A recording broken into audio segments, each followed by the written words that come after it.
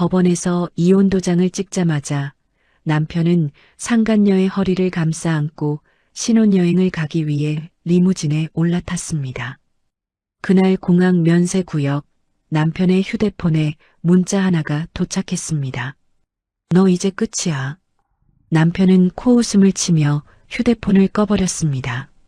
하지만 남편은 몰랐습니다. 그 문자 하나가 자신의 70억 원, 회사, 그리고 인생 전부를 날려버릴 시작이라는 것을. 오늘의 사연 시작합니다. 오늘도 함께 해주셔서 감사합니다. 구독과 좋아요를 눌러주시면 여러분에게 행운이 가득 찾아올 거예요. 오늘 하루도 행복하고 기쁜 일만 가득하시길 바랍니다. 세상 모든 사연을 정성스레 녹여내서 전하는 꼬순이네입니다. 저희 영상은 실화 바탕의 재구성 또는 창작된 시나리오를 바탕으로 제작되었으며 시각적인 몰입감을 위해 AI 생성 이미지를 활용했습니다. 따뜻한 마음으로 시청해 주시면 감사하겠습니다. 가정법원 정문 앞 3월의 찬바람이 은채의 얇은 코트 자락을 사정없이 흔들었습니다. 은채는 법원 계단을 한 발짝씩 내려오며 가방 안에 넣어둔 이혼 신고 서류를 손끝으로 만졌습니다. 손가락 끝이 얼음장처럼 차가웠습니다. 서류의 모서리가 손끝에 닿을 때마다 은채의 입꼬리가 아주 미세하게 올라갔습니다. 어이, 강은채 씨. 아니, 이제 남남이니까 그냥 아줌마라고 불러줘야 하나? 진수가 법원 정문 기둥에 비스듬히 기대선 채 은채를 가소롭다는 듯 내려다보며 입을 열었습니다. 진수의 옆에는 상간녀 유라가 진수의 팔뚝에 착 달라붙어 여우처럼 서 있었습니다. 유라는 시뻘건 립스틱을 바른 입술로 껌을 쫙쫙 씹으며 은채를 머리끝부터 발끝까지 기분 나쁘게 훑어보았습니다. 어머 오빠, 얘랑 더 섞일 말이 뭐가 있어? 우리 비행기 시간 늦겠어. 빨리 가자니까. 유라가 코맹맹이 소리를 내며 진수의 팔을 흔들어 댔습니다. 진수는 유라의 허리를 덥석 감싸 안으며 은채를 향해 턱을 까딱거렸습니다. 야, 강은채. 가기 전에 너 배 아픈 구경 하나 시켜줄게. 이리 와봐. 진수가 손가락을 까닥이며 주차장 쪽을 가리켰습니다. 법원 주차장에는 시커먼 리무진 한 대가 금방이라도 튀어나갈 듯 시동을 걸고 대기하고 있었습니다. 진수가 성큼성큼 걸어가 리무진 트렁크를 덜컥 열었습니다. 트렁크 안에는 번쩍거리는 명품 가방과 큰 캐리어 5개가 꽉 들어차 있었습니다.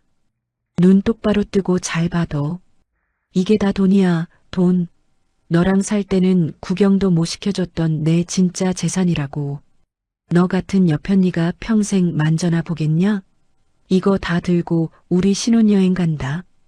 진수가 캐리어 손잡이를 툭툭 치며 비열하게 웃어댔습니다. 은채는 아무 말 없이 진수를 뚫어지게 바라보았습니다. 은채의 눈동자에는 분노도 슬픔도 보이지 않았습니다. 다만 깊고 고요한 물결 같은 것이 그 안에서 천천히 흐르고 있었습니다. 언니, 나도 자랑할 거 있는데? 이거 좀 봐요. 유라가 은채 앞으로 쪼르르 다가와 왼손을 척 내밀었습니다. 유라의 약지에는 달걀만한 다이아몬드 반지가 박혀 있었습니다. 햇빛을 받아 눈이 부시게 반짝이는 반지를 유라가 은채의 코앞에서 살랑살랑 흔들었습니다. 이거 무려 5억짜리예요. 우리 자기님이 나 예쁘다고 사준 거거든. 어때요? 배 아파 죽겠지? 유라가 꼴 좋다는 듯 낄낄거리며 은채의 발끝을 내려다보았습니다. 은채의 구두는 앞코가 다 까져서 볼품이 없었습니다. 어머, 저 똥구두 좀 봐. 언니, 그 낡은 신발 신고 어디 가서 구걸이라도 하게요? 얼른 집에 가서 찬물에 라면이나 말아먹어. 유라가 콧방귀를 뀌며 리무진 뒷좌석에 쏙 올라타 문을 쾅 닫았습니다. 진수도 차에 오르며 창문을 스르륵 내리고 은채를 마지막으로 쳐다보았습니다. 10년 동안 내 밥 해대느라 고생은 했다만 어쩌겠냐. 인생은 돈 있고 능력 있는 놈이 장땡인 것을. 잘 살아봐라, 아줌마.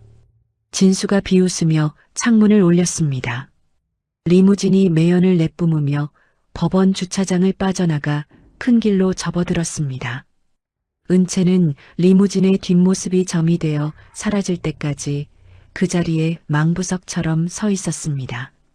리무진이 시야에서 완전히 사라지자 은채는 법원 앞 벤치에 천천히 엉덩이를 붙이고 앉았습니다. 가방에서 휴대폰을 꺼냈습니다. 화면에는 1년 전부터 피눈물을 흘리며 정리해온 폴더 하나가 떠 있었습니다. 폴더 이름은 딱 한 글자, 끝이었습니다. 은채의 손가락이 화면 위를 스르르 움직였습니다. 국세청에 신고한 서류, 검찰청에 보낸 비리 증거, 은행 계좌를 묶어달라는 요청서까지. 은채는 마지막 서류에 적힌 최종 집행 버튼 위에 떨리는 엄지손가락을 올렸습니다. 3초 은채는 지그시 눈을 감았습니다. 1년 전 남편 양복 주머니에서 툭 떨어진 불륜 호텔 영수증이 머릿속을 스쳐갔습니다. 그날 밤 은채는 몰래 남편의 휴대폰을 열어 상간녀와 주고받은 더러운 문자들을 다 보았습니다. 자기야, 그 여편네 빨리 쫓아내고 나랑 살자. 조금만 기다려. 돈 다 빼돌려서 알거지 만들어 놓고 바로 이혼할 테니까. 그날 이후 은채는 눈물 한 방울 흘리지 않았습니다. 대신 남들 자는 새벽 4시에 일어나 남편 서재의 비밀 장부를 낱낱이 복사했습니다. 몰래 빼돌린 계좌번호, 돈을 세탁한 경로, 외국으로 보낸 돈까지. 은채는 나라에서 인정해주는 똑똑한 회계사였습니다. 숫자는 거짓말을 하지 않았고 장부 속의 숫자들은 남편의 죄를 소리 높여 외치고 있었습니다. 은채가 번쩍 눈을 떴습니다. 엄지손가락이 화면을 꾹 눌렀습니다. 최종 집행이 완료되었습니다. 은채는 휴대폰을 가방에 넣고 자리에서 벌떡 일어났습니다. 그 시각 리무진 안에서 진수는 상간녀 어깨를 감싸 안고 휴대폰으로 돈 자랑을 하고 있었습니다. 외국 계좌에 찍힌 숫자, 현금 70억 원. 진수는 입이 귀에 걸릴 정도로 싱글벙글했습니다. 유라야, 이것 좀 봐라. 70억이다, 70억. 우리 스위스 가서 제일 좋은 궁궐 같은 집 빌려가지고 돈 펑펑 쓰면서 살자고. 유라가 좋아서 어쩔 줄 모르며 진수의 휴대폰을 뺏어들었습니다. 어머, 자기 최고. 아까 그 여자 얼굴 봤어? 넋이 나가서 바보처럼 서 있는데 진짜 속이 다 시원하더라. 당연하지. 10년 동안 집구석에서 밥만 하던 여편네가 뭘 알겠냐? 이제 우리는 날아다닐 일만 남았어. 진수가 유라의 이마에 쪽소리나게 입을 맞추며 웃어댔습니다. 리무진이 공항에 도착했습니다. 진수는 비행기 타기 전 라운지에 앉아 스위스 가는 제일 비싼 1등석 표 2장을 펼쳐 보였습니다. 유라는 면세점에서 비싼 가방이며 선글라스를 잔뜩 사들고 돌아와 진수 옆바닥에 툭 내려놓았습니다. 자기야, 나 이거 다 샀어. 우리 신혼여행인데 이 정도 명품은 걸쳐줘야 급이 맞지. 안 그래? 진수가 허허 웃으며 카드를 시원하게 내줬습니다. 출국 심사를 마치고 비행기 타는 곳으로 들어선 순간 진수의 휴대폰이 징징 울렸습니다. 화면에 전처 강은채라는 이름이 떴습니다. 문자 메시지가 한 통 와 있었습니다. 너 이제 끝이야. 진수가 화면을 보고 코웃음을 쳤습니다. 야, 이것 좀 봐라. 이 여편네가 아직도 정신 못 차리고 미련 떨고 자빠졌네. 유라가 화면을 쓱 보더니 콧방귀를 뀌었습니다. 불쌍한 것. 지 처지가 어떤지도 모르고 저런 소리를 해? 꿈 깨라고 그래요. 그러게 말이다. 신경 꺼. 진수가 휴대폰을 비행기 모드로 확 바꿔버리고 주머니에 쑤셔 넣었습니다. 두 사람은 비행기 제일 좋은 자리에 앉아 비싼 술잔을 챙그랑 부딪혔습니다. 자, 우리의 화려한 새 출발을 위하여 건배. 진수가 기분 좋게 잔을 높이 들었습니다. 비행기가 굉음을 내며 활주로를 달려 하늘 높이 솟구쳐 올랐습니다. 비행기 바퀴가 땅에서 떨어지는 바로 그 찰나 나라의 금융감독원 사무실에서는 시뻘건 도장이 서류 위에 쾅 찍혔습니다. 긴급 자금 동결 집행 명령. 진수의 이름으로 된 모든 통장, 몰래 만든 계좌, 신용카드가 그 순간 전기가 끊기듯 일제히 멈춰버렸습니다.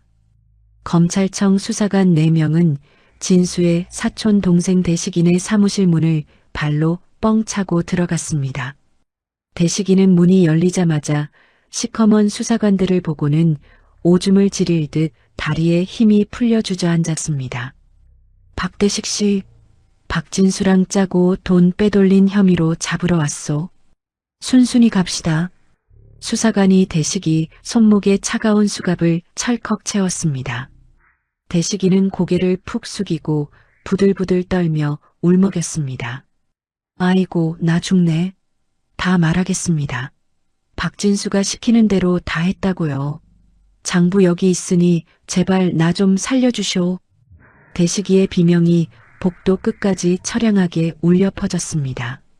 같은 시각 은채는 시내 카페에서 믿음직한 현우를 만났습니다. 현우는 노트북 화면에 스위스 지도를 훤하게 띄워놓고 은채를 기다리고 있었습니다. 은채 씨, 그놈이 스위스 땅 밟자마자 손발 다 묶어버릴 겁니다.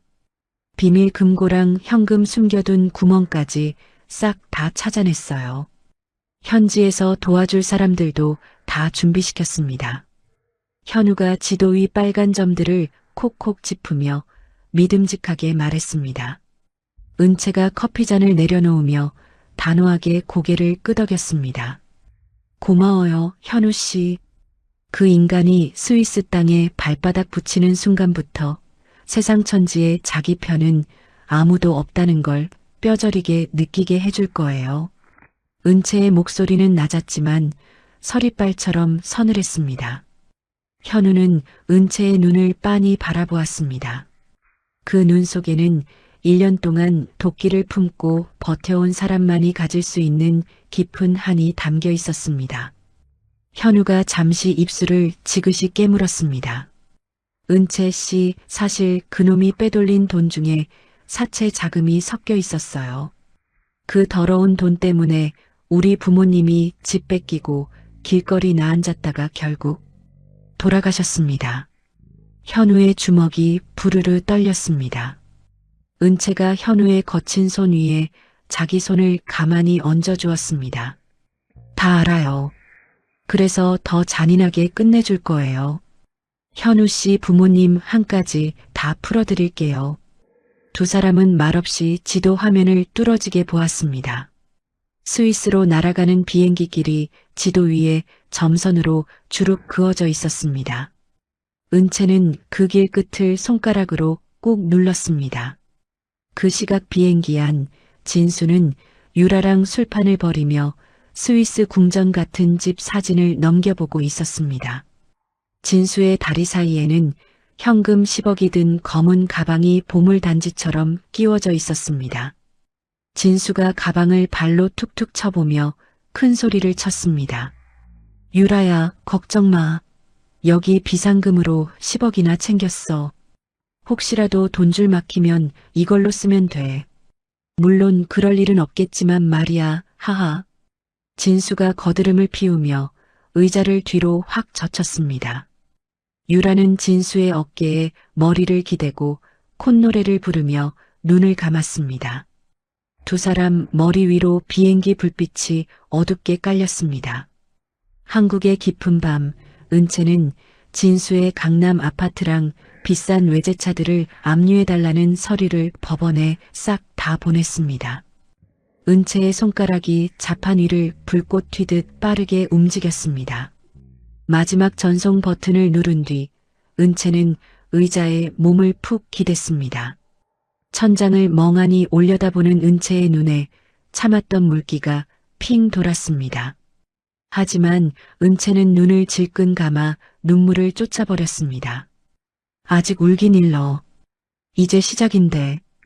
은채가 낮은 목소리로 혼잣말을 했습니다. 화면 위에는 진수가 탄 비행기가 스위스 하늘을 날고 있다는 표시가 깜빡거리고 있었습니다. 은채는 노트북을 천천히 아주 차갑게 덮었습니다. 취리 공항의 도착 게이트가 육중하게 열렸습니다. 진수는 비싼 양복 소매를 폼나게 잡아당기며 마치 개선장군이라도 된 양당당하게 입국장으로 걸어 나왔습니다. 유라는 면세점에서 갓산 커다란 선글라스를 끼고는 꼬리를 살랑거리며 그 뒤를 따랐습니다. 어머, 자기야. 공기부터가 아주 고급지다, 얘. 역시 돈이 좋긴 좋네. 스위스는 바람도 달콤한 것 같아. 그치? 유라가 알프스 산맥을 바라보며 콧노래를 흥얼거렸습니다. 진수는 기세등등하게 주머니에서 휴대폰을 꺼내 전원을 켰습니다. 그런데 화면이 켜지자마자 메시지가 비오듯 쏟아지기 시작했습니다. 진수의 손가락이 딱 멈췄습니다. 통신사 이용 해지 안내.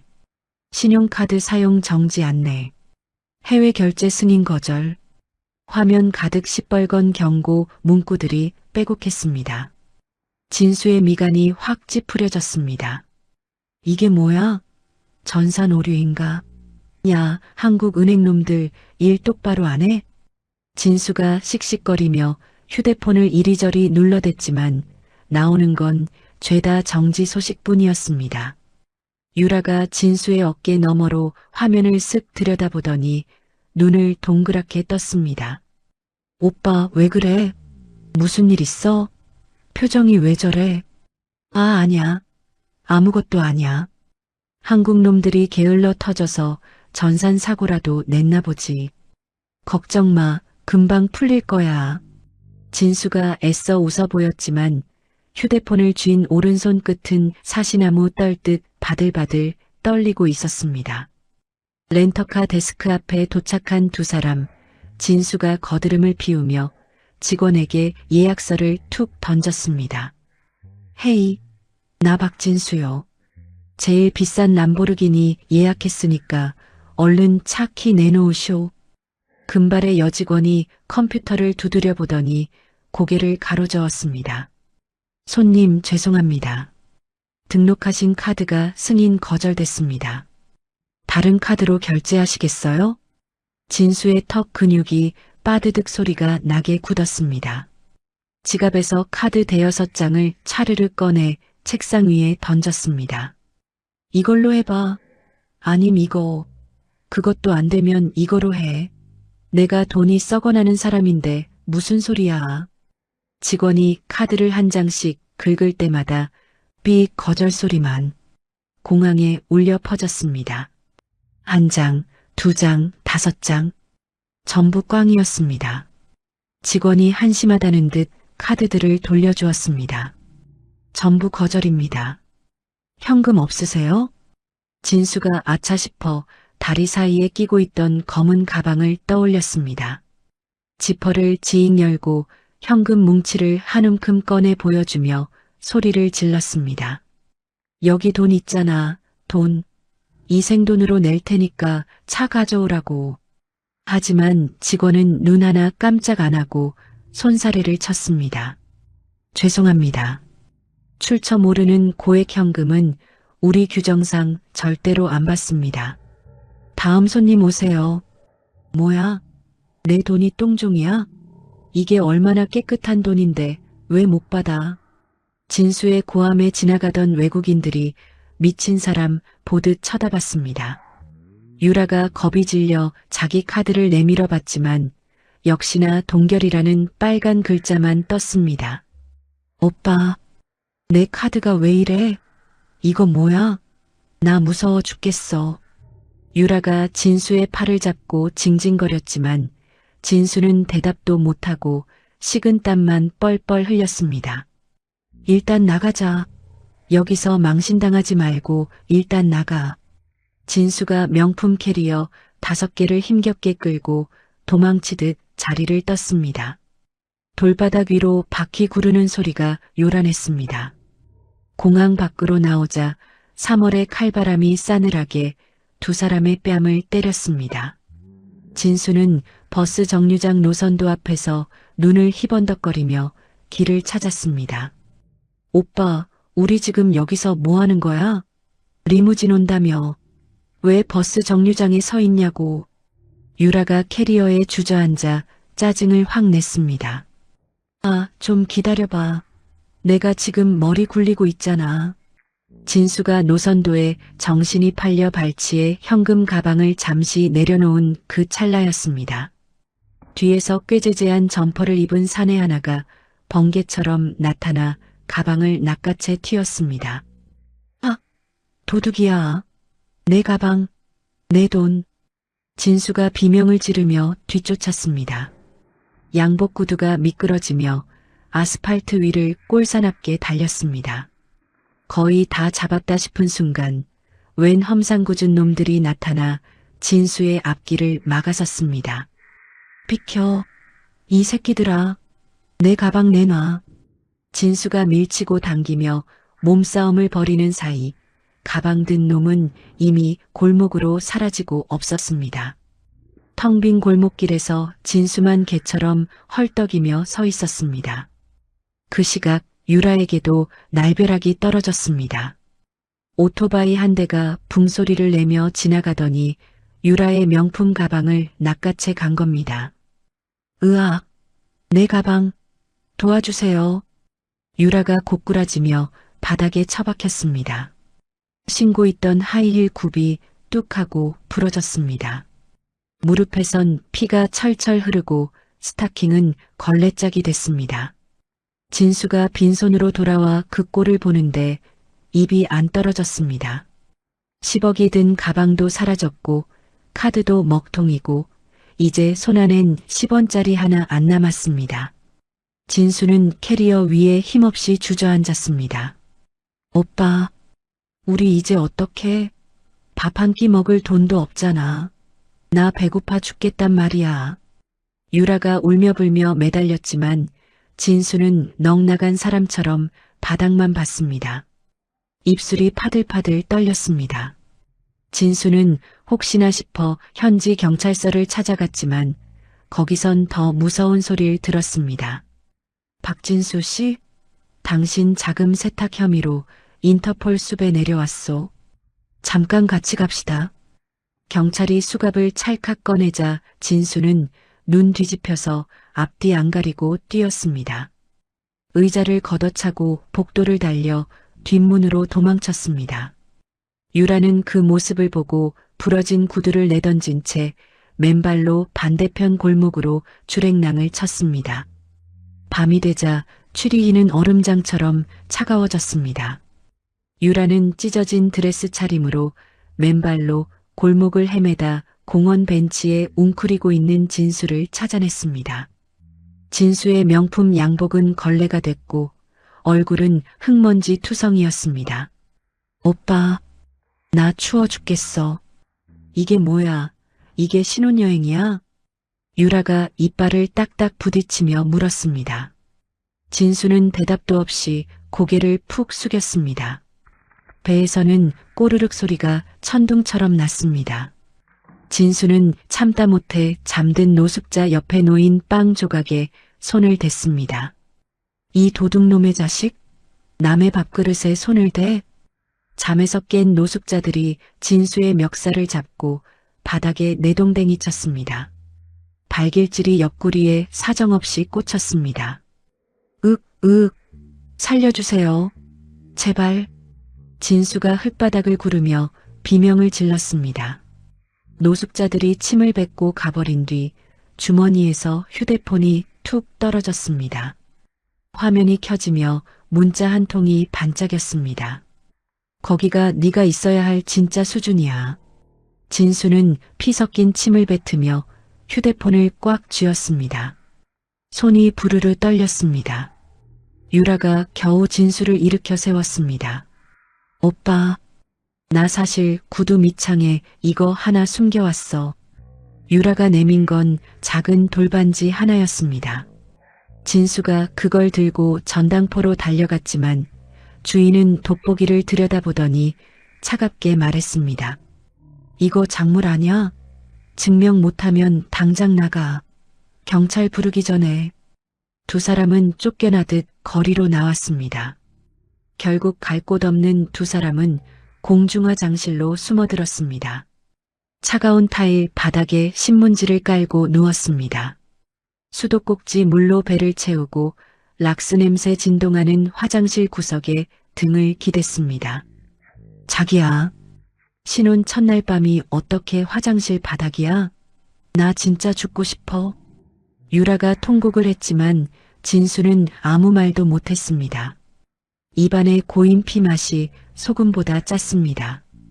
같은 시각 한국의 은채는 호텔 라운지에서 진수가 두들겨 맞는 영상을 보며 우아하게 찻잔을 들었습니다. 찻잔 속에 비친 은채의 입꼬리가 살포시 올라갔습니다. 진수 씨, 아직 놀라긴 일러. 이제부터가 진짜 시작이거든. 은채가 홍차를 한 모금 마시며 아주 시원하게 미소 지었습니다. 추리희의 새벽 공기는 살점을 떼어낼 듯 매서웠습니다. 공중화장실 타일 바닥에서 눈을 뜬 진수는 온몸이 쑤셔 비명을 질렀습니다. 밤새 딱딱한 바닥의 냉기가 등뼈를 타고 뇌수까지 파고든 기분이었습니다. 진수가 억지로 몸을 일으키자 뼈마디에서 두두둑하는 기괴한 소리가 터져 나왔습니다. 옆에서는 유라가 떼가 잔뜩 탄 신문지를 입을 삼아 웅크리고 있었습니다. 유라의 앵두 같던 입술은 이제 시퍼렇게 죽어 있었습니다. 야, 일어나. 누가 보면 어쩌려고 이래. 빨리 임마. 진수가 유라의 어깨를 사정없이 흔들었습니다. 유라가 번쩍 눈을 뜨며 천장을 멍하니 올려다보았습니다. 깜빡거리는 형광등 불빛이 유라의 퉁퉁 부은 얼굴 위로 처량하게 떨어졌습니다. 오빠, 나 배고파 죽을 것 같아. 어제부터 물 한 모금 못 마셨단 말이야. 유라의 목소리는 쇳소리가 섞여 갈라져 있었습니다. 진수는 대답 대신 세면대 수도꼭지를 틀어 손바닥으로 물을 허겁지겁 받아 마셨습니다. 찬물이 빈속에 들어가자 위장이 벼락이라도 맞은 듯 뒤틀렸습니다. 두 사람은 쫓겨나듯 화장실을 나와 추리의 시내를 정처 없이 걸었습니다. 진수의 명품 양복은 이제 계집 깔개만도 못한 몰골이었습니다. 유라는 맨발에 찢어진 드레스를 걸친 채 유령처럼 떠돌았습니다. 고소한 빵 냄새가 진동하는 빵집 앞을 지날 때마다 유라의 발길이 멈췄습니다. 유라가 유리창 속 크루아상을 넋놓고 바라보자 진수가 유라의 팔을 획 잡아챘습니다. 야, 정신 차려. 지금 그게 눈에 들어와? 쪽팔리게 진짜. 벌써 노숙 사흘째 되는 날이었습니다. 진수와 유라가 공원 벤치에 시체처럼 앉아 있을 때 귀익은 한국말이 들려왔습니다. 어머, 이게 누구야? 박진수 상무님 아니세요? 진수가 번쩍 고개를 들었습니다. 아주 반듯하고 화사한 옷차림을 한 여자가 진수 앞에 서 있었습니다. 그 여자의 이름은 미란, 과거 진수가 제멋대로 잘라버린 비서였습니다. 미란은 진수를 머리끝부터 발끝까지 벌레 보듯 훑어보았습니다. 너덜너덜한 양복, 팅팅 부은 눈땡이, 흙투성이가 된 구두. 세상에 꼴 좋다. 진짜 눈 뜨고 못 봐주겠네. 미란이 비닐봉지에서 먹다 남은 샌드위치 하나를 진수 앞에 툭 던졌습니다. 샌드위치가 바닥에 떨어져 시커먼 흙이 잔뜩 묻었습니다. 그거 유통기한 딱 어제까지인 거야. 당신 같은 인간한테는 이것도 진수성찬이지, 안 그래? 진수는 바닥에 떨어진 샌드위치를 보며 주먹을 꽉 쥐었습니다. 하지만 옆에 있던 유라가 먼저 샌드위치를 낚아채 흙을 털어내고 개걸스럽게 씹어 삼켰습니다. 미란이 가방에서 구겨진 종이 뭉치를 꺼내 진수의 무릎 위에 확 던졌습니다. 이거 똑똑히 읽어봐. 한국에서 난리가 났으니까. 진수가 떨리는 손으로 종이를 펼쳤습니다. 박진수 전 대표 비자금 횡령으로 전 재산 몰수. 회사 주인은 강은채로 변경. 진수의 손가락이 종이를 찢을 듯 힘이 들어갔습니다. 글자들이 눈앞에서 춤을 추며 진수를 비웃었습니다. 당신이 나 부당해고 시켰을 때 나 6개월 동안 방세 밀려서 쫓겨났던 거 기억해? 길바닥에서 잠이나 잡았냐고. 미란이 진수의 얼굴 가까이 다가가 서리발처럼 쏘아붙였습니다. 진수는 멍청하게 미란의 얼굴만 올려다보았습니다. 미란이 누군지 자신이 무슨 짓을 했는지 도무지 기억이 나지 않았습니다. 기억도 못하겠지. 당신한테 직원은 그냥 쓰고 버리는 휴지 조각이었을 테니까. 미란이 가래침을 뱉듯 말을 내뱉으며 돌아섰습니다. 아, 은채 씨가 꼭 전해달래. 이건 시작도 아니니까 목 씻고 기다려라고. 미란은 그 말을 남기고 유유히 공원을 빠져나갔습니다. 진수는 종이를 구겨서 입에 넣을 듯이 부들부들 떨었습니다. 손톱이 손바닥 등을 파고들어 피가 배어 나왔습니다. 같은 시각 한국에서는 검찰이 무섭게 칼을 휘두르고 있었습니다. 진수의 사촌 대식이가 불어댄 내용은 가히 핵폭탄급이었습니다. 진수의 시커먼 돈이 정치인들 주머니로 들어간 길이 하나하나 지도처럼 그려졌습니다. 검찰 수사관이 서류를 쾅 내리치며 말했습니다. 이거 규모가 장난이 아닙니다.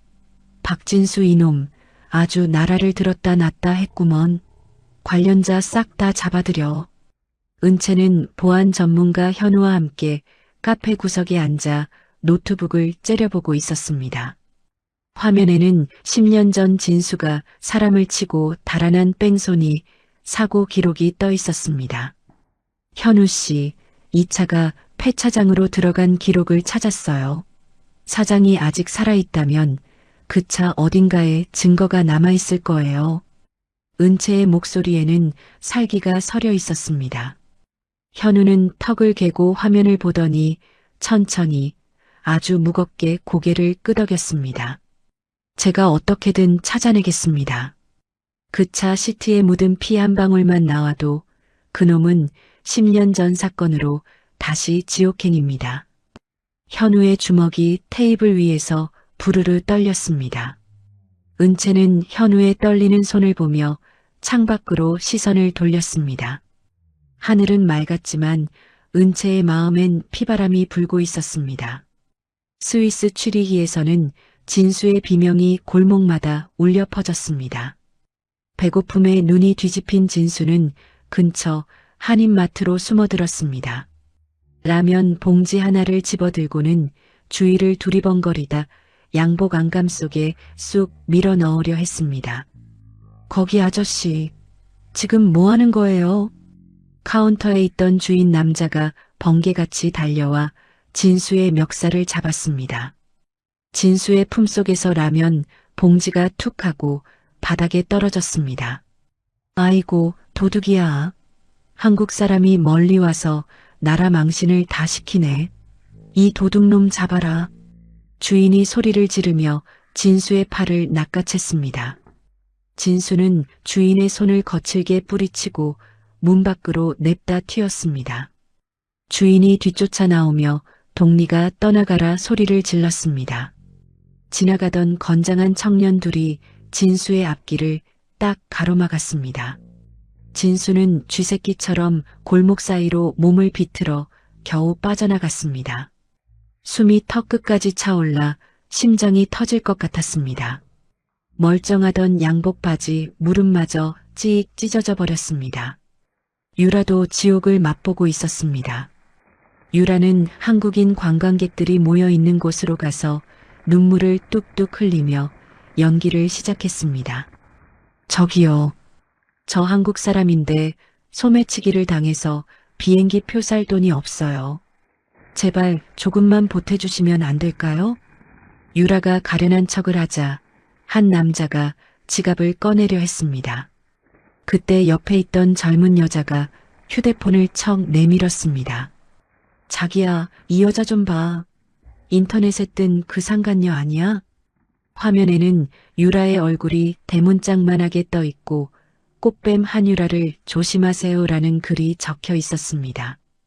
은채가 미리 한인 사이트마다 유라의 죄상을 싹 다 깔아놓은 것이었습니다. 세상에, 이 여자가 그 여자야? 남의 가정을 박살내놓고 여기서 구걸을 해? 얼굴 두꺼운 것 좀 봐. 야, 동영상 찍어. 얼굴 다 나오게 찍으라고.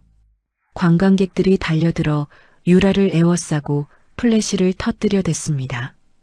유라가 손으로 얼굴을 가리며 짐승처럼 비명을 질렀습니다. 찍지 마. 보지 말라고.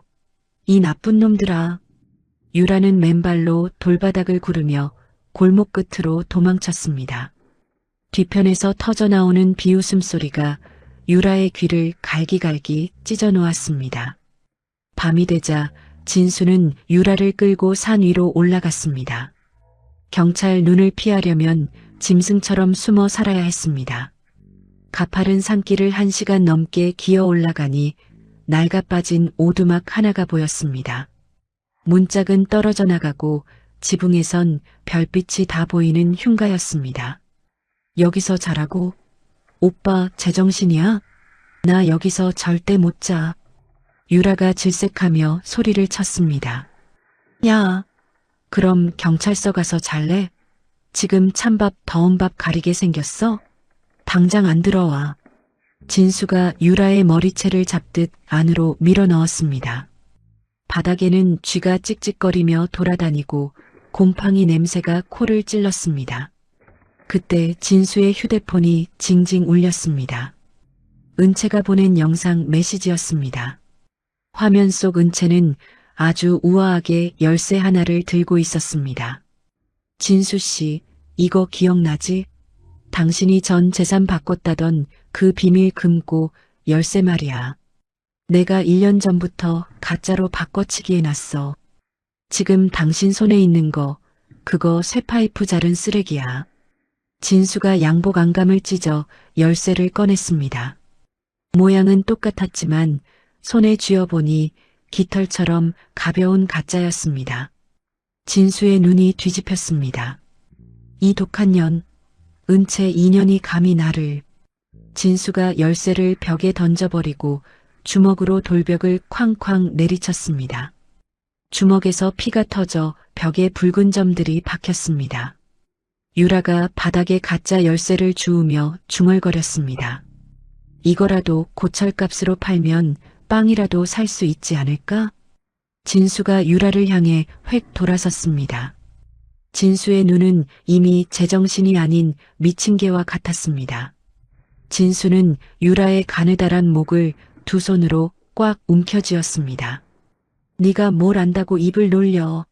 죽여버릴 거야. 다 죽여버릴 거라고. 유라의 얼굴이 보랏빛으로 변하며 눈알이 튀어나올 듯 커졌습니다. 유라가 진수의 팔을 긁으며 발버둥 치다 바닥에 나동그러졌습니다. 유라는 구석에서 숨을 헐떡이며 엉금엉금 기어 도망쳤습니다. 미쳤어. 오빠 진짜 미쳤어. 진수는 벽에 기대앉아 머리카락을 쥐어뜯으며 짐승 같은 신음을 뱉었습니다. 오두막 밖에서는 부엉이 울음소리가 처량하게 들려왔습니다. 다음 날 새벽 진수는 배가 고파 환각까지 보기 시작했습니다. 눈앞에 은채가 나타나 비웃으며 춤을 추고 있었습니다. 진수가 허공을 향해 손을 휘둘렀지만 잡히는 건 먼지뿐이었습니다. 유라는 진수가 잠든 사이 그의 주머니를 샅샅이 뒤졌습니다. 단돈 10,000원이라도 나오면 혼자 도망칠 생각이었습니다. 하지만 나오는 건 코푼 휴지뿐이었습니다. 그때 진수가 번쩍 눈을 떴습니다. 뭐하냐 너? 진수의 목소리가 무덤 속 귀신처럼 낮게 깔렸습니다. 유라가 뒷걸음질 쳤지만 진수는 순식간에 유라의 머리채를 낚아챘습니다. 배신은 내 전공이지? 나까지 통 뒤통수를 치려고 해? 진수의 주먹이 유라의 얼굴에 사정없이 꽂혔습니다. 진수는 바닥에 쓰러진 유라의 옆구리를 발로 차며 울분을 토해냈습니다. 진수는 침을 뱉고는 미친 듯이 오두막을 뛰쳐나갔습니다. 진수가 산 아래 농가로 내려가 보니 소밥통에 곡물이 가득했습니다. 진수는 체면이고 뭐고 소밥통에 머리를 쳐박고 사료를 입안 가득 쑤셔 넣었습니다. 마른 곡물이 목구멍에 걸려 컥컥거리는 순간 농가 주인이 몽둥이를 들고 나왔습니다. 어떤 놈이야? 남의 소밥을 훔쳐먹는 놈이. 진수는 울타리를 넘으려다 발이 걸려 개구리처럼 바닥에 엎어졌습니다. 곧이어 시끄러운 사이렌 소리와 함께 경찰차들이 들이닥쳤습니다. 경찰관 넷이 진수를 바닥에 누르고 수갑을 철컥 채웠습니다. 진수의 입가에는 소사료 찌꺼기가 덕지덕지 묻어 있었습니다. 유라도 오두막에서 울고 있다가 경찰에 붙잡혔습니다. 두 사람은 서로 다른 경찰차에 짐짝처럼 실렸습니다. 유라가 창문을 두드리며 진수를 향해 비명을 질렀습니다. 오빠, 나 좀 살려줘. 오빠. 하지만 진수는 초점 없는 눈으로 앞만 바라볼 뿐이었습니다. 스위스 감옥 독방은 시멘트 냄새가 진동하고 뼛속까지 시렸습니다. 유라는 차가운 침대 위에서 무릎을 껴안고 오열했습니다. 다이아 반지를 끼고 은채를 조롱하던 그 짧은 순간이 꿈처럼 스쳐 지나갔습니다. 한국에서 이 소식을 들은 은채는 아주 여유롭게 비행기 표를 끊었습니다. 현우 씨, 나 그 인간 마중 나가야겠어요. 현우가 은채를 보며 물었습니다. 혼자 가시게요? 아니요. 동네방네 기자들 다 불러 모아야죠. 박진수가 어떤 꼬라지로 오는지 전 국민이 생중계로 봐야 하지 않겠어요? 은채의 눈이 얼음장보다 더 차갑게 빛났습니다. 창밖으로는 시뻘건 노을이 지고 있었습니다. 수갑을 찬 진수는 한국행 비행기 창가에 기대 눈을 감았습니다. 입술을 파르르 떨었지만 이제 그를 도와줄 사람은 세상 천지 어디에도 없었습니다. 인천공항 입국장 앞은 이른 아침부터 인산인해를 이뤘습니다. 수십 명의 기자들이 진을 치고 앉아 카메라 셔터를 연신 눌러댔습니다. 은채는 그 시끄러운 기자들 틈바구니에서 꼿꼿하게 서 있었습니다. 검은 코트 깃을 세우고 머리는 한 올의 흐트러짐도 없이 단정하게 묶었습니다. 귀에 걸린 작은 진주 귀걸이가 아침 햇살을 받아 차갑게 빛났습니다. 은채의 얼굴은 마치 잘 빚어놓은 조각상처럼 아무런 감정도 읽을 수 없었습니다. 나옵니다. 저기 나와요. 입국장 자동문이 스르륵 열리자 장내가 순식간에 술렁였습니다. 양쪽에서 덩치 큰 호송관들에게 팔짱을 끼인 채 진수가 모습을 드러냈습니다. 진수의 두 손목에는 시퍼런 쇳덩이 수갑이 철컥 채워져 있었습니다. 스위스에서 입고 나갔던 그 비싼 명품 양복은 이제 걸레짝보다 못하게 찢어지고 때가 꼬질꼬질 묻어 있었습니다. 덥수룩하게 자란 수염에 눈 밑은 퀭하니 파여서 귀신이라도 나올 듯 했습니다. 박진수 씨, 한 말씀 하시죠. 횡령 혐의 인정합니까? 내 연녀랑 도망가서 노숙했다는 게 사실입니까? 기자들이 벌떼처럼 달려들어 마이크를 들이댔습니다. 카메라 플래시가 번쩍이며 진수의 얼굴을 사정없이 때렸습니다. 진수는 눈이 부신 듯 고개를 푹 숙이고 비틀거렸습니다. 그러다 문득 기자들 사이에서 얼음처럼 서 있는 은채와 눈이 마주쳤습니다. 진수의 눈동자가 경련하듯 떨렸습니다. 은채, 은채야. 나 좀 살려줘. 나 죽을 것 같아, 은채야. 진수가 호송간의 손을 뿌리치려 발버둥 치며 울부짖었습니다. 내가 잘못했어. 한 번만, 딱 한 번만 봐줘. 우리 10년 정이 있잖아, 진수의 비굴한 목소리가 공항 대합실에 쩌렁쩌렁 울려 퍼졌습니다. 구경하던 시민들이 혀를 끌끌 찼습니다. 하지만 은채는 눈썹 하나 까딱하지 않았습니다. 그저 쓰레기 더미를 보듯 차가운 눈빛으로 진수를 내려다볼 뿐이었습니다.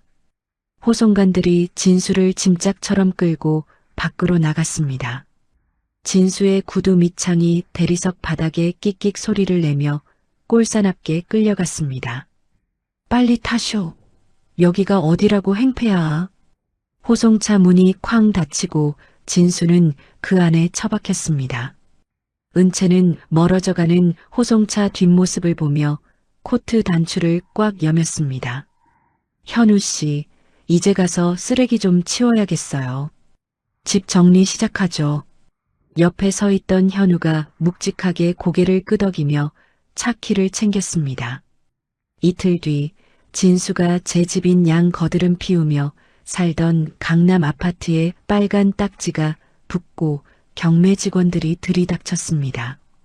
은채와 현우는 거실 한복판에 서서 그 화려하던 가구들이 나가는 걸 지켜봤습니다. 진수가 이태리 장인이 만든 거다라며 자랑질하던 가죽 소파가 먼지를 풀풀 풍기며 트럭에 실렸습니다. 은채는 진수의 서재로 들어갔습니다. 책상 위에는 진수와 상간녀 유라가 히히덕거리며 찍은 사진이 버젓이 놓여 있었습니다. 은채가 액자를 집어들어 뒤집어 보니 뒷면에 유라의 간드러진 글씨가 적혀 있었습니다. 우리 자기 영원히 내꺼 사랑했죠? 은채는 눈 하나 깜빡하지 않고 그 액자를 검은 쓰레기 봉투에 처박았습니다. 현우 씨, 이 집 팔아서 나오는 돈 한 푼도 남기지 말고 현우 씨 부모님 장례 기금으로 다 보내세요. 그 인간이 훔친 돈 주인 찾아주는 거니까. 현우는 창밖을 보며 입술을 부르르 떨었습니다. 눈가에 맺힌 이슬이 햇빛에 반짝였습니다. 은채 씨, 정말 고맙습니다. 우리 부모님 하늘 이제야 푸네요. 고마워할 거 없어요. 이제 겨우 제자리 찾아가는 것뿐이에요.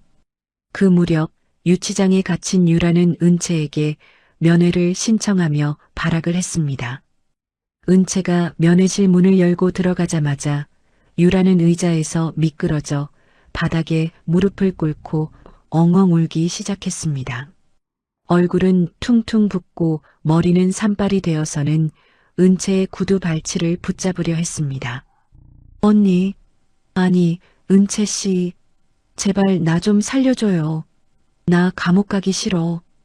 유라가 바닥에 이마를 찌우며 비굴하게 굴었습니다. 그거 다 진수가 시킨 거예요. 그 인간이 돈으로 나 꼬셨다고요. 나는 그냥 속은 거예요. 불쌍한 사람이라고요. 은채는 의자에 우아하게 앉아 유라를 차갑게 내려다봤습니다. 진수가 다 시켰다고? 너는 아무것도 몰랐고? 그럼요. 나는 아무 죄 없어요. 제발 탄원서 한 장만 써줘요. 네. 유라가 콧물 눈물을 쏟으며 매달렸습니다. 은채는 가방에서 작은 녹음기를 꺼내 탁자에 올렸습니다. 그러자 유라의 간드러진 목소리가 면회실에 쟁쟁하게 울려 퍼졌습니다. 자기야, 그 여편네 빨리 내쫓아버려. 재산 싹 빼돌려서 나 다 주면 내가 평생 예쁜 짓 해줄게. 아, 그 집 딸내미는 걸리적거리니까 그냥 고아원에 던져버려. 어때? 유라의 안색이 순식간에 흑빛이 됐습니다. 은채가 녹음기를 챙겨 일어섰습니다. 이거 진수한테도 들려줄 거야. 네가 지 딸을 고아원에 보내자고 한 거 알면 참 좋아하겠지? 안 돼. 제발 그것만은. 은채 씨, 언니. 유라가 소리를 질렀지만 은채는 뒤도 안 돌아보고 면회실을 나갔습니다. 쾅 닫히는 철문 소리가 유라의 절규를 삼켜버렸습니다. 은채는 그 녹취록을 바로 진수에게 전달했습니다. 유치장에서 종이를 읽어내려가던 진수의 눈동자가 뒤집혔습니다. 고아원, 내 새끼를 고아원에 보내려고 해? 이 불효시 같은 년이 감히. 진수가 짐승처럼 울부짖으며 벽에 머리를 쾅쾅 박아댔습니다. 교도관들이 달려들어 진수를 바닥에 눌러버렸습니다. 유치장을 나오는 채는 차 안에서 잠시 눈을 감았습니다. 10년 세월이 주마등처럼 스쳐 지나갔습니다. 남편 보약 다리던 정성, 사업 힘들다며 내민 비상금 통장, 그 모든 헌신이 쓰레기통에 처박힌 기분이었습니다. 하지만 은채는 눈물을 훔치고 곧장 검찰청으로 향했습니다. 여기 박진수 비자금이랑 연결된 나란 놈들 명단입니다. 싹 다 잡아넣으세요. 은채가 서류 봉투를 던지고 나오는데 현우에게 전화가 왔습니다. 은채 씨, 드디어 잡았습니다. 10년 전 뺑소니 사건 덮어줬던 그 부패 경찰놈 자백받아냈어요. 박진수한테 5천만 원 받고 눈 감아줬답니다. 은채의 걸음이 멈췄습니다. 심장이 쿵쿵 뛰었습니다. 현우 씨, 이제 정말 끝이네요. 이제 그 인간 영원히 햇빛 못 보겠네요. 은채가 전화를 끊고 집에 도착하니 딸 나은이가 현관까지 뛰어나왔습니다. 엄마, 나은이가 은채를 꽉 안았습니다. 은채는 딸의 따뜻한 체온을 느끼며 참았던 눈물을 한 방울 흘렸습니다. 나은아, 이제 우리 행복해질 거야. 엄마가 다 끝냈어. 다음 날 은채는 진수의 회사 간판을 떼어버렸습니다. 주식을 싹 정리해서 전문 경영인을 앉히고 회사 이름을 강은채 재단으로 바꿨습니다. 유라는 감옥에서 아프다며 쇼를 했지만 은채가 미리 가짜 진단서 증거를 법원에 던져버리는 바람에 꼼짝없이 실형을 살게 됐습니다. 감옥 안에서 진수의 하루는 지옥 그 자체였습니다. 어이, 네가 마누라 돈 훔쳐서 도망간 그 유명한 놈이냐? 덩치 큰 수감자들이 진수를 에워쌌습니다. 진수가 겁에 질려 구석으로 몰렸습니다. 퍽! 소리와 함께 진수의 배에 주먹이 박혔습니다. 아, 살려줘. 제발.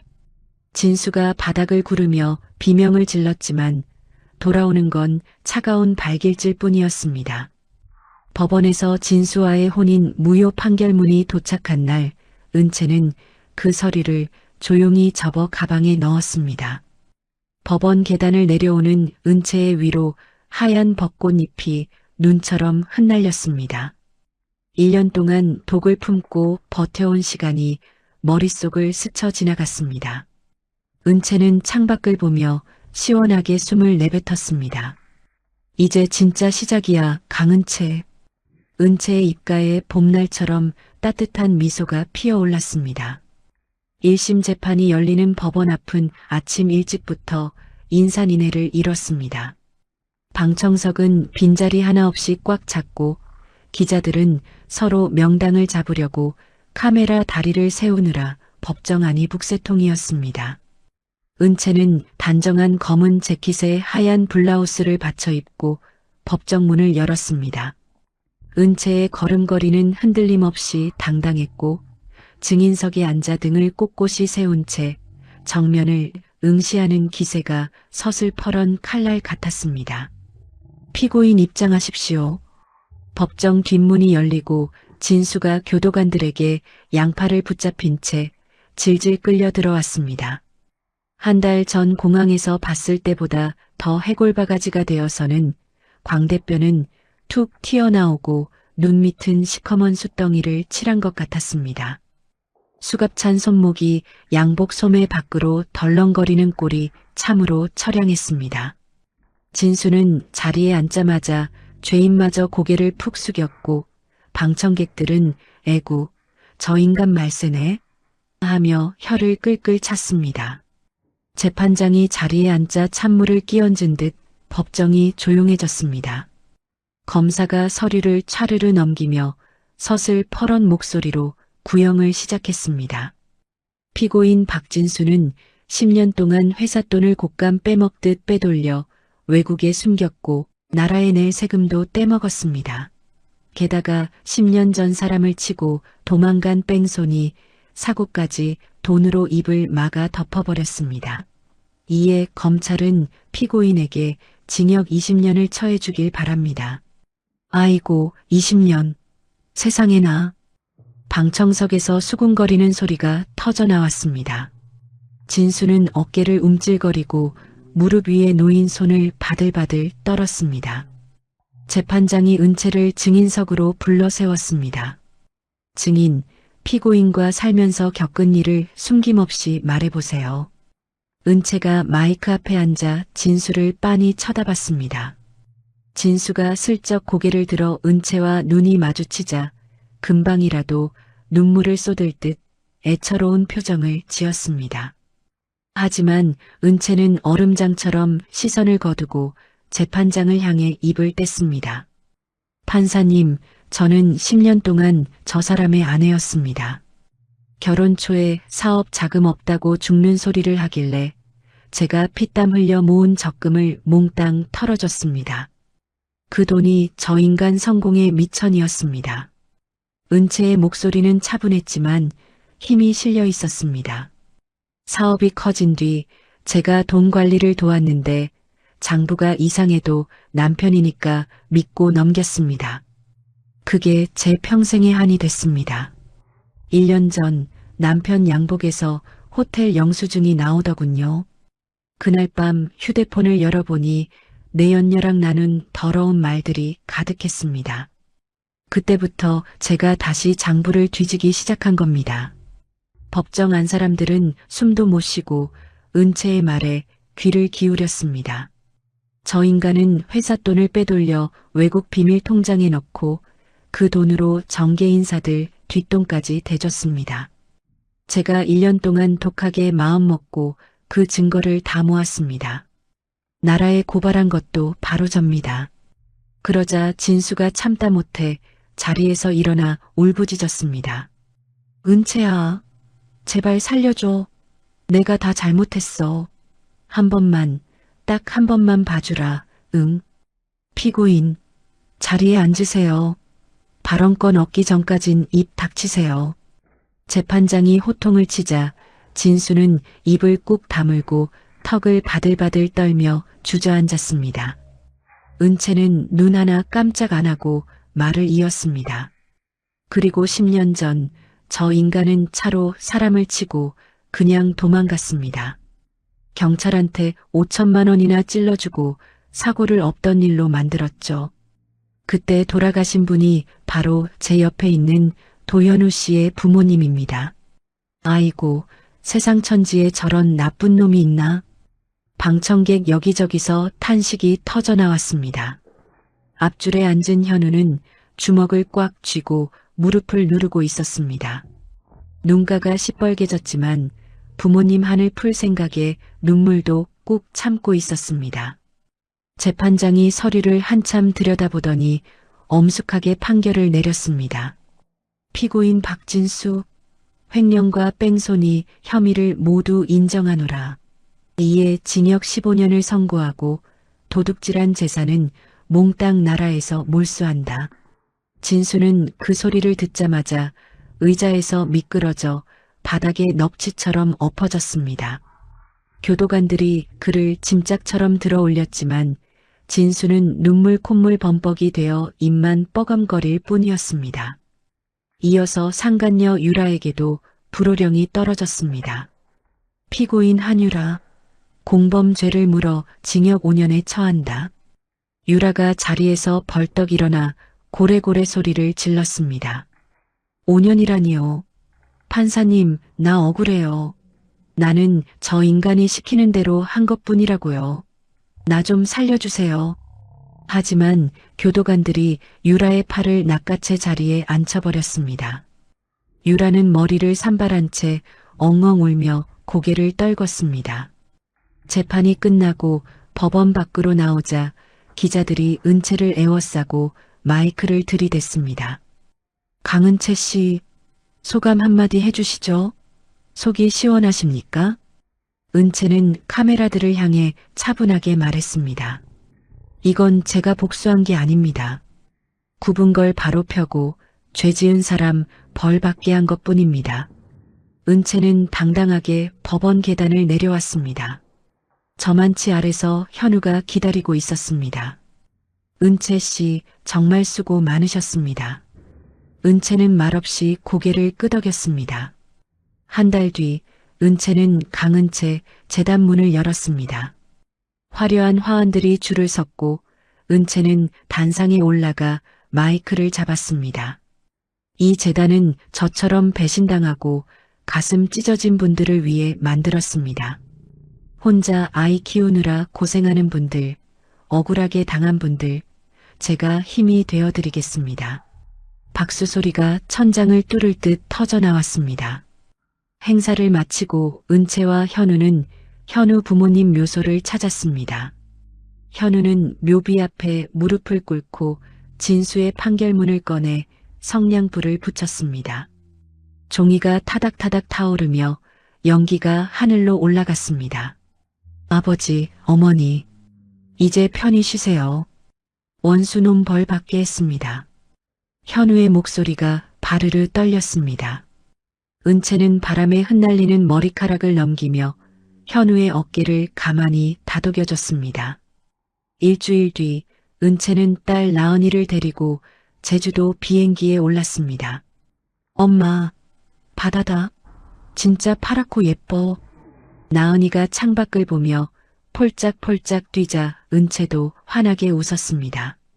제주도 해변에서 나은이는 파도를 쫓아다니며 신나게 놀았고 은채는 모래사장에 앉아 그 모습을 흐뭇하게 바라봤습니다. 시원한 파도 소리가 가슴속 묵은 체증을 싹 내려가게 해줬습니다. 그 시각 시커먼 감옥 안에서 진수는 TV를 멍하니 보고 있었습니다. 화면 속 은채가 재단식장에서 환하게 웃는 모습이 나오자 진수는 화가 치밀어 주먹으로 벽을 쾅 쳤습니다. 내 돈으로 내 회사 뺏어가지고 저렇게 잘 살다니. 은채, 저 독한 년. 진수의 주먹에서 피가 줄줄 흘렀지만 아무도 거들떠보지 않았습니다. 상간녀 유라는 교도소 마당에서 쓰레기를 치우고 있었습니다. 고무장갑 낀 손은 거칠어질 대로 거칠어졌고 유라는 쓰레기 봉투를 들다 말고 허공을 보며 멍을 때렸습니다. 스위스 공항에서 거짓골로 떨던 밤이 생각나서 눈물이 툭 떨어졌습니다. 제주도 바닷가 뉘엿뉘엿 해가 지고 있었습니다. 은채와 나은이 그리고 현우가 나란히 해변을 걸었습니다. 나은이가 엄마 아빠 손을 잡듯 두 사람 손을 꼭 쥐고 걸어갔습니다. 노을빛이 세 사람 얼굴에 따뜻하게 내려앉았습니다. 현우 씨, 나은아. 이제 정말 다 끝났어. 이제 우리 행복할 일만 남았네. 파도가 세 사람 발밑을 시원하게 적시고 지나갔습니다. 은채의 입가에 봄날 햇살 같은 미소가 번졌습니다. 나은이가 엄마 허리를 꽉 안으며 웃었고 바닷바람은 세 사람의 앞날을 축복하듯 기분 좋게 불어왔습니다. 제주도에서 꿈같은 휴식을 마치고 돌아온 은채의 일상은 잔잔한 호수 같았습니다. 아침이면 고소한 냄새 풍기며 나은이 밥해 먹여 학교 보내고 재단 사무실로 출근해 어려운 사람들 돕는 낙으로 하루를 보냈습니다.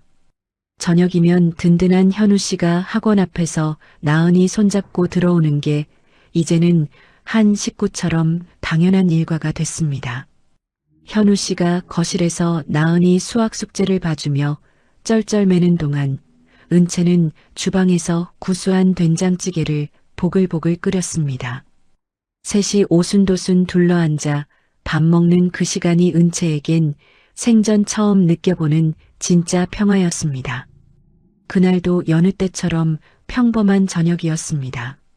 나은이가 숙제를 끝내고 방으로 들어간 뒤 은채와 현우 씨는 거실 소파에 앉아 향긋한 차를 마시고 있었죠. 그때 정적을 깨고 은채의 휴대폰이 요란하게 울렸습니다. 모르는 번호였습니다. 여보세요? 강은채 씨 되십니까? 여기 교정청입니다. 저 수감자 박진수 씨가 오늘 오후에 갑자기 간부전으로 쓰쓰러져서 외부 병원으로 급히 옮겼습니다. 은채는 전화를 받는 손가락에 힘을 꽉 줬습니다. 상태가 지금 어떻습니까? 아직 의식도 없고 영 가망이 없어 보입니다. 지금 응급실에서 난리가 났어요. 전화가 툭 끊겼습니다.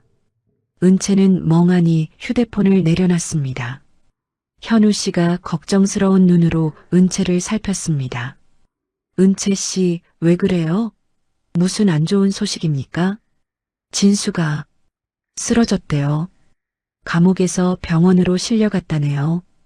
은채의 목소리는 담담했지만 찻잔을 든 손끝이 파르르 떨렸습니다. 다 끝났다고 생각했는데 그 지긋지긋한 이름이 다시 들려오니 가슴 한구석이 꽉 막힌 듯 답답하고 불길했습니다. 병원에 가보실 거예요? 아니요. 갈 이유가 없잖아요. 그 사람 소식 다시는 듣고 싶지 않아요. 은채는 식어버린 찬물을 한 모금 마셨습니다. 입안이 썼습니다. 하지만 진수는 정말 쓰러진 게 아니었습니다. 그날 오후 진수는 감옥 의무실에서 갑자기 거품을 물고 쓰러지는 연기를 했습니다. 교도관들이 혼비백산해서 진수를 들것에 싣고 구급차를 태워 병원으로 보냈죠. 응급실 침대에 누워 산소호흡기를 낀 진수는 죽은 듯이 눈을 감고 있었습니다. 호송 경찰 둘이 지키고 섰는데 한 놈이 커피 사러 자리를 비운 사이 남은 한 명이 휴대폰을 만지작거리며 한눈을 팔았습니다. 그 순간 진수의 눈이 번쩍 떠졌습니다. 진수는 침대 옆에 있던 묵직한 소화기를 집어들고 경찰의 머리를 사정없이 내리쳤습니다. 퍽! 소리와 함께 경찰이 비명을 지르며 바닥으로 고꾸라졌습니다. 진수는 눈 뒤집힌 짐승처럼 경찰 주머니에서 수갑 열쇠를 빼서 수갑을 풀어버렸습니다. 쇳덩이가 바닥에 쨍그랑 떨어지는 소리가 소름 끼치게 울렸습니다. 진수는 환자복 위에 대충 점퍼 하나 걸치고 마스크로 얼굴을 가린 채 병원 뒷문으로 쥐새끼처럼 빠져나갔습니다. 골목길로 숨어든 진수의 머릿속엔 도끼 어린 생각뿐이었습니다. 강은채, 내년이 나를 이 지옥에 쳐넣어? 오냐, 내년이 가장 아끼는 게 뭔지 내가 제일 잘 알지. 진수는 광기 어린 미소를 지으며 공중전화 부스로 달려갔습니다. 다음 날 오후 나은이가 다니는 학원 앞에 시커먼 배달 오토바이가 멈춰 섰습니다. 헬멧을 쓴 남자가 오토바이에서 내려 학원 버스 주위를 맴돌았습니다. 버스 문이 열리고 나은이가 가방을 메고 통통 튀어나왔습니다. 그때 헬멧 쓴 남자가 나은이 앞을 막아섰습니다. 나은아, 아저씨 기억나지? 엄마가 보냈어. 엄마 차가 갑자기 고장나서 아저씨 보고 데려오라고 하시네. 얼른 타자. 나은이가 고개를 갸우뚱하며 멈칫했습니다. 엄마가요? 이상하다. 저 엄마한테 전화 한번 해볼게요. 나은이가 주머니에서 휴대폰을 꺼내려 하자 남자가 거칠게 나은이 팔을 낚아챘습니다. 아, 아저씨 왜 이래요? 놓으세요. 나은이가 비명을 질렀지만 남자는 나은이를 짐짝처럼 안아들고 골목에 세워둔 시커먼 승합차 안으로 획 집어던졌습니다. 쾅! 하고 차 문이 닫히며 나은이의 비명소리도 묻혀버렸습니다. 그 시각 재단 사무실에서 일하던 은채는 가슴이 철렁 내려앉았습니다. 나은이가 돌아올 시간인데 현우 씨한테 연락이 없었거든요. 은채가 떨리는 손으로 현우 씨에게 전화를 걸었습니다. 현우 씨, 나은이 데리고 오는 길이에요? 왜 이렇게 늦어요? 은채 씨, 큰일 났습니다. 학원 앞에 왔는데 나은이가 없어요. 어떤 배달 기사가 엄마가 보냈다고 하면서 나은이를 차에 태워갔답니다. 은채는 휴대폰을 떨어뜨릴 뻔했습니다. 온몸에 피가 다 빠져나가는 기분이었습니다. 그때 은채의 휴대폰으로 영상 통화가 걸려왔습니다. 발신 번호도 없는 기분 나쁜 전화였습니다. 은채가 떨며 전화를 받자 화면에 진수의 얼굴이 나타났습니다.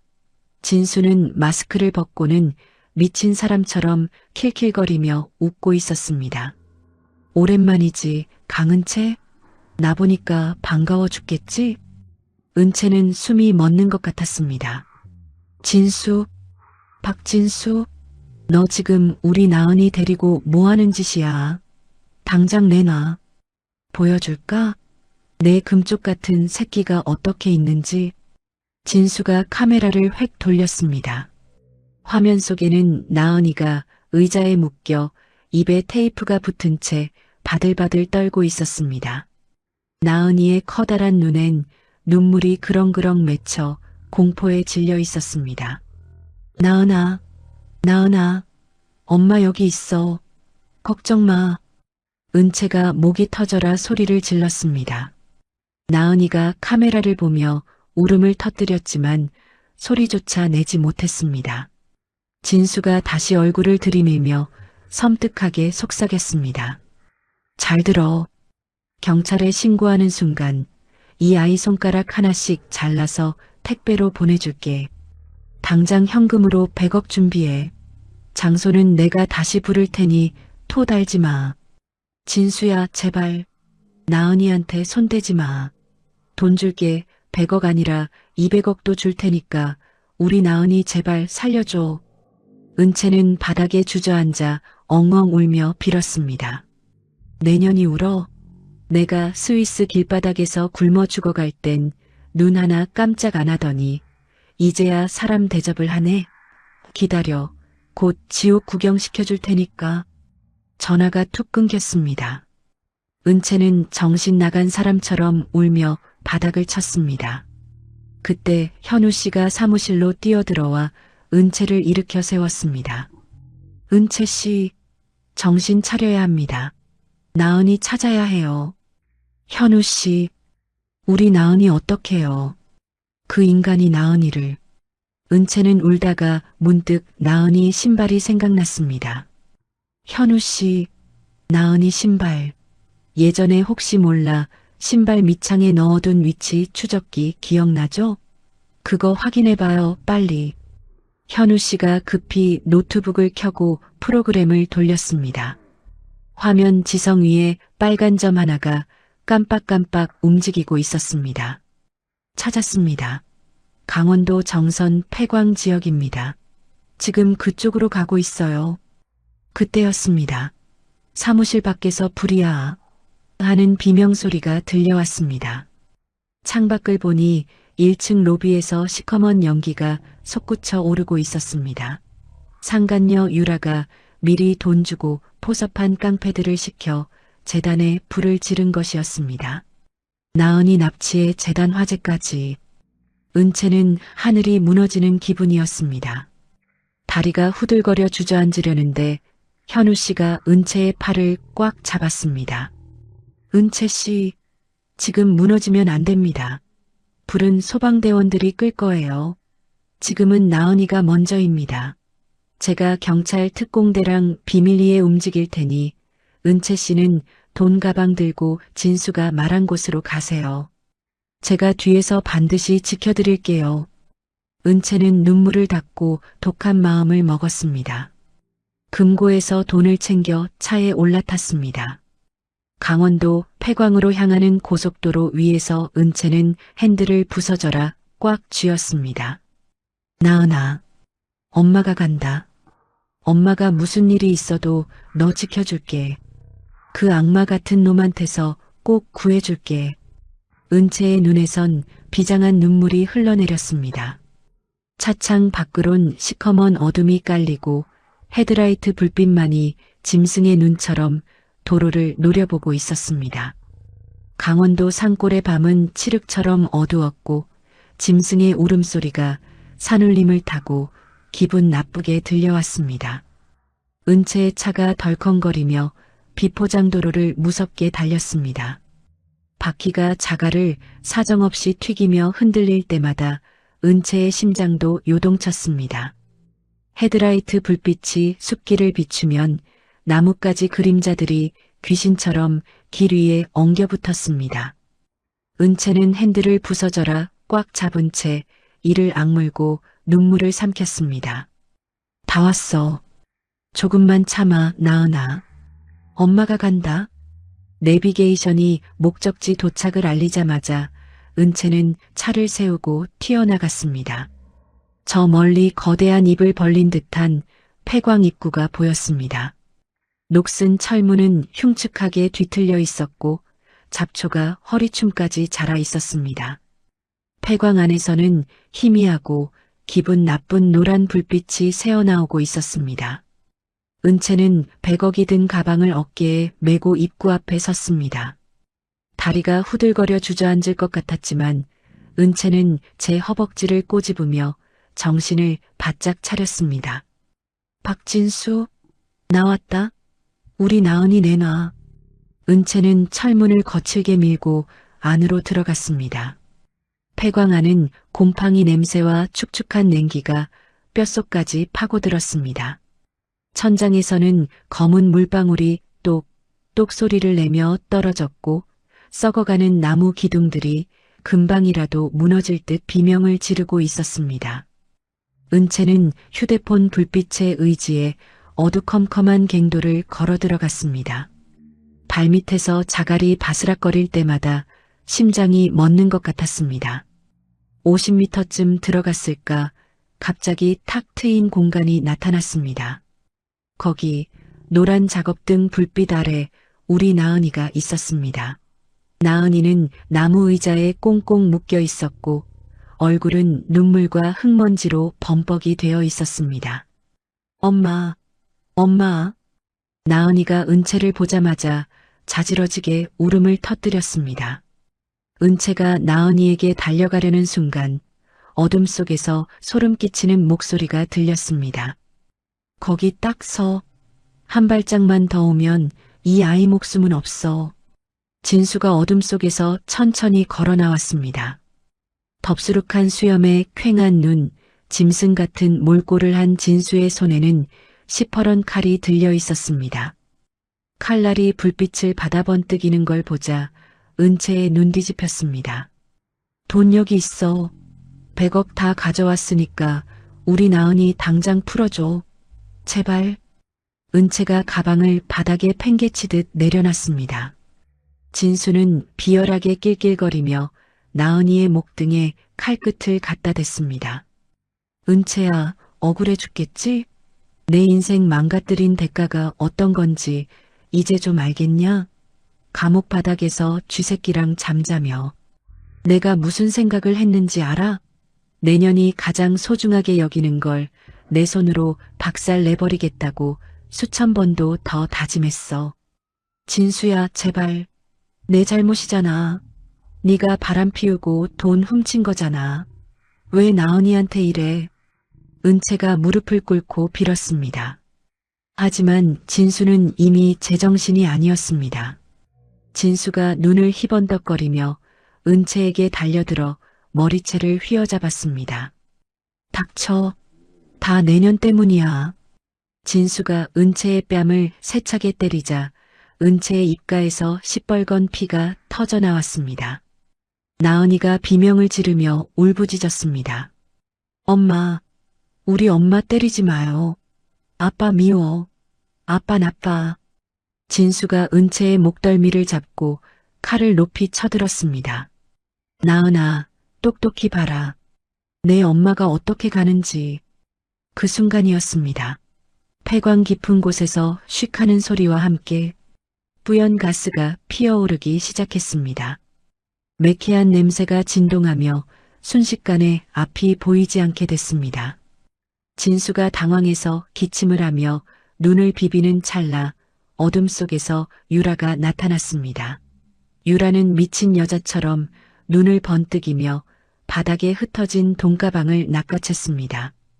진수야, 밖에서 배 기다린대. 빨리 돈 챙겨서 튀자고. 이 돈이 어떤 돈인데 네가 손을 대. 이건 내 거야. 두 인간이 돈가방을 붙잡고 멱살을 잡으며 흙바닥을 뒹굴기 시작했습니다. 지폐다발이 사방으로 흩날리는 추태가 벌어졌습니다. 은채는 그 틈을 놓치지 않고 나은이에게 기어갔습니다. 손톱이 빠져라 줄을 풀고 이빨로 밧줄을 물어뜯었습니다. 나은아, 가자. 엄마 꽉 잡아. 은채가 나은이를 품에 안고 구석으로 몸을 던지는 순간 폐광 천장이 쿠르르릉 소리를 내며 무너져 내리기 시작했습니다. 썩은 기둥이 부러지며 집채만한 바위들이 쏟아졌습니다. 은채는 나은이를 제 몸으로 감싸 안고 벽에 바짝 붙었습니다. 먼지가 폭풍처럼 일어 눈도 뜰 수 없었습니다. 아, 내 다리 살려줘. 진수의 비명소리가 폐광을 찔렀습니다. 먼지가 가라앉고 보니 진수의 다리가 커다란 바위에 깔려 피가 낭자했습니다. 그때 저 멀리서 손전등 불빛이 쏟아져 들어왔습니다. 은채 씨, 나은아. 현우 씨가 경찰 특공대와 함께 연기를 뚫고 달려왔습니다.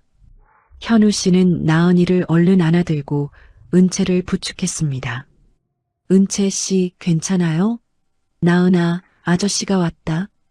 현우 씨가 나은이를 안고 폐광을 빠져나갔고 은채도 피투성이가 된 몸으로 비틀거리며 밖으로 나왔습니다. 밖에는 시뻘건 경광등이 밤하늘을 수놓고 있었습니다. 구급차 안에서 나은이가 무사한 걸 확인한 은채는 그제야 짐승처럼 울음을 터뜨렸습니다. 1년의 한이 오늘 밤의 공포가 한꺼번에 쏟아져 나왔습니다.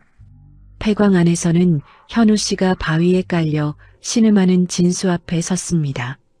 진수가 피 묻은 손을 내밀며 애원했습니다. 현우야, 나 좀 살려줘. 제발 꺼내줘. 현우 씨는 차가운 눈으로 진수를 내려다보며 수갑을 채웠습니다. 박진수, 너는 이제 영원히 햇빛 볼 생각 마라. 네가 지은 죄 지옥 끝까지 가져가게 해줄게. 상간녀 유라 역시 돈가방을 들고 튀려다 입구에서 경찰들에게 덜미를 잡혔습니다. 흙탕물 묻은 돈다발 사이로 유라가 수갑찬 채 주저앉아 통곡을 했습니다.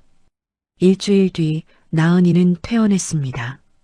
은채는 매일 상담실 문 밖에서 나은이를 기다렸습니다. 1시간이고 2시간이고 꼼짝 않고 서서 아이를 지켰습니다.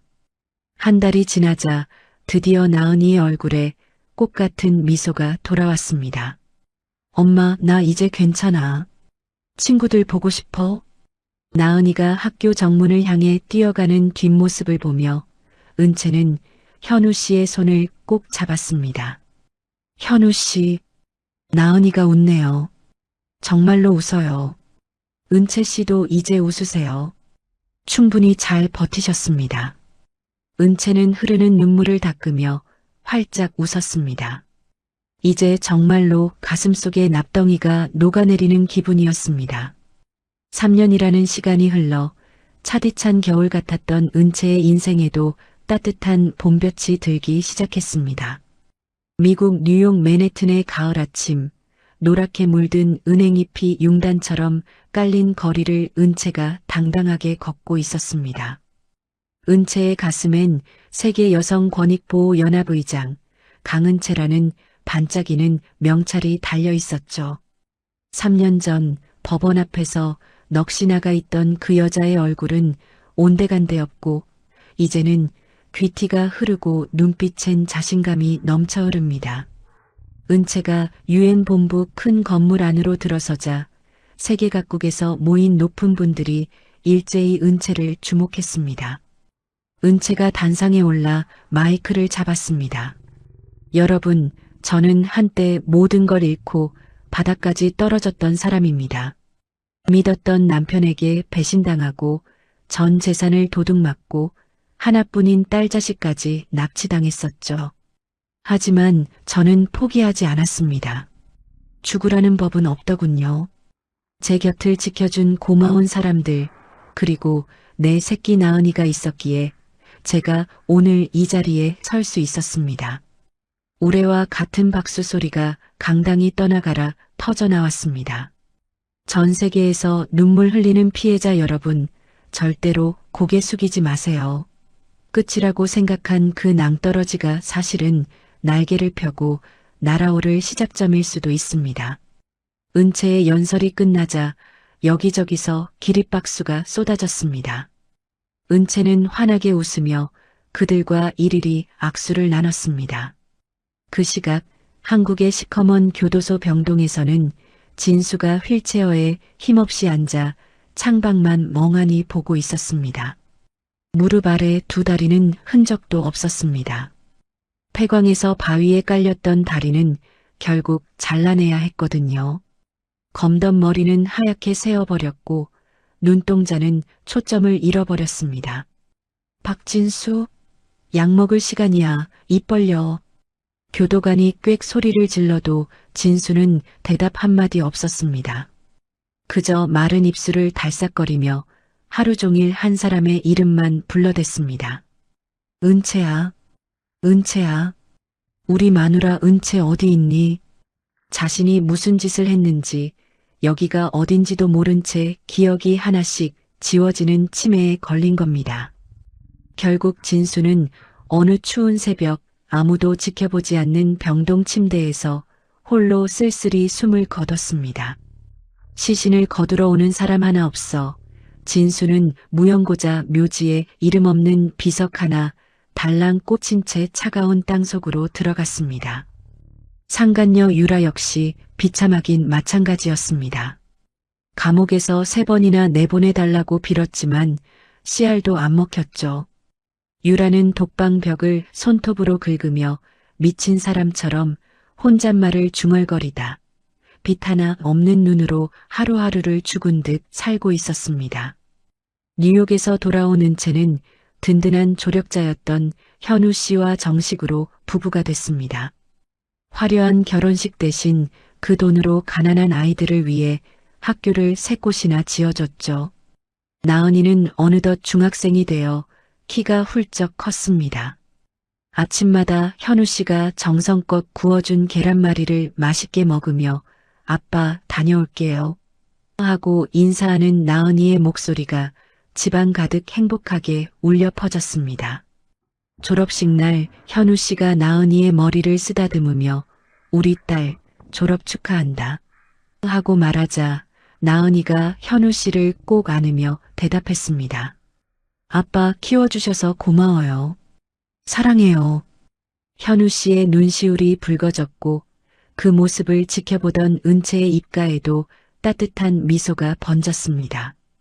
나은이는 이제 엄마처럼 숫자로 나쁜 사람 혼내주는 멋진 회계사가 될 거야.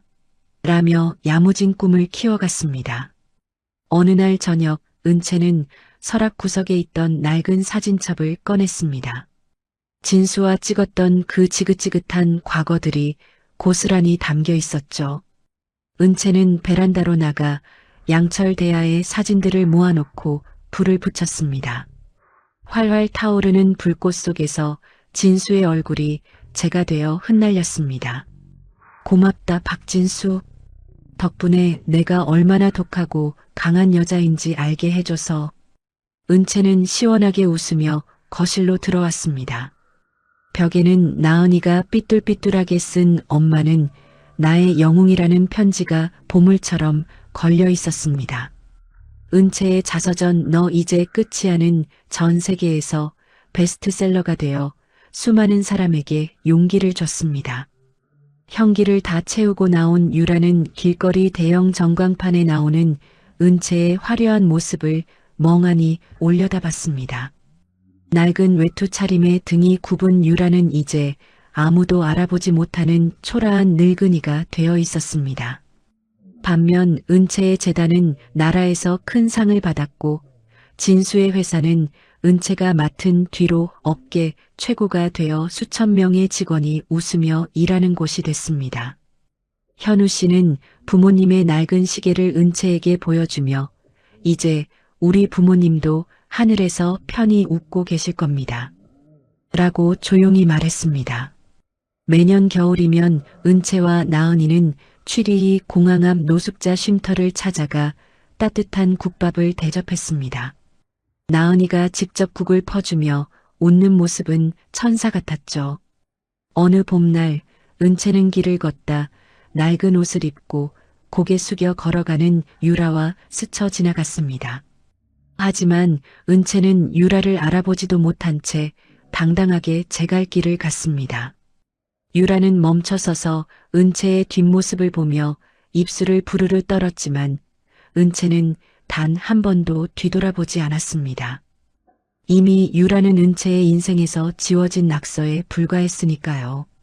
제주도 바닷가 니엇니엇지는 노을 아래 은채와 현우 씨가 손을 꼭 잡고 해변을 걸었습니다. 시원한 파도 소리가 세 사람의 행복을 축복해주는 것 같았습니다. 현우 씨, 나 지금 너무 행복해요. 꿈만 같아요. 은채가 석양빛을 받으며 환하게 웃었습니다. 현우 씨가 은채의 손을 더 꽉 쥐어주며 대답했습니다. 은채 씨, 고생 많으셨습니다. 이제 평생 제가 웃게 해드릴게요. 은채는 이제 새벽 4시에 일어나 도끼를 품고 장부를 뒤지지 않습니다. 울음을 참으며 가슴을 치던 날들도 다 지나갔습니다. 거울 속 은채는 봄날의 꽃처럼 활짝 피어 있었습니다. 시련은 은채를 무너뜨린 게 아니라 세상에서 가장 단단하고 따뜻한 여인으로 다시 태어나게 해준 거였습니다. 재단 건물을 나서는 은채의 발걸음은 힘차고 당당했습니다. 은채가 카메라를 향해 아주 시원한 미소를 지으며 말했습니다. 여러분, 인생의 끝은 없어요. 끝이라고 믿는 그 순간이 바로 새로운 시작이니까요. 은채는 남편에게 모든 것을 빼앗기고 법원 앞 벤치에 혼자 앉아있던 여자였습니다. 하지만 은채는 울고만 있지 않았습니다. 1년 동안 이를 악물고 준비했고 단 한 통의 문자로 모든 것을 뒤집었습니다.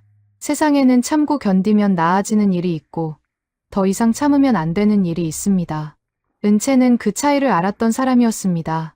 배신 앞에서 무너지지 않았고 딸을 지키기 위해 목숨까지 걸었습니다. 그리고 마침내 자기 이름으로 된 인생을 되찾았습니다. 복수가 끝난 뒤 은채가 택한 것은 증오가 아니었습니다. 상처받은 사람들을 돕는 재단을 세우고 딸과 함께 매년 취리 공항의 노숙자들에게 따뜻한 밥을 나눠주었습니다. 아픔을 아는 사람만이 할 수 있는 일이었습니다. 끝은 또 다른 시작이라고 은채는 말했습니다. 지금 힘든 시간을 보내고 계신 분이 있다면 이 이야기가 작은 힘이 되었으면 좋겠습니다. 여러분의 끝도 반드시 새로운 시작이 될 것입니다. 이야기를 끝까지 들어주신 분이 계시다면 잘 들었다고 댓글 하나만 남겨주세요. 감사합니다.